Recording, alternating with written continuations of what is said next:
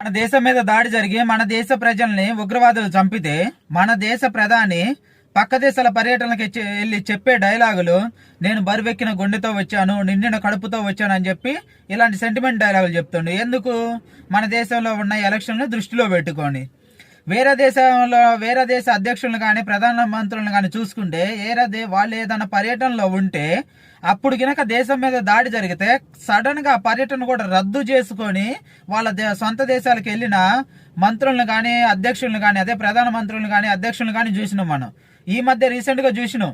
కానీ మన దేశ ప్రధాని మన దేశంలో దాడి జరిగిన తర్వాత కూడా అసలు దేశంలో చాలా పెద్ద ఉగ్ర కుట్ర జరుగుతుందని తెలిసి కూడా పక్క దేశాలకు వెళ్ళి అక్కడ పోయి సెంటిమెంట్ డైలాగులు కొడుతుండు.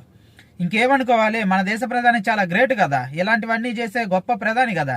ఎందుకంటే ఈయన వచ్చిన తర్వాత ఎన్ని మన దేశంలో దూరి ఎంతమంది ఉగ్రవాదులు మన ప్రజలను చంపారు, అది కూడా ప్రజలు ఒక్కసారి ఆలోచించండి.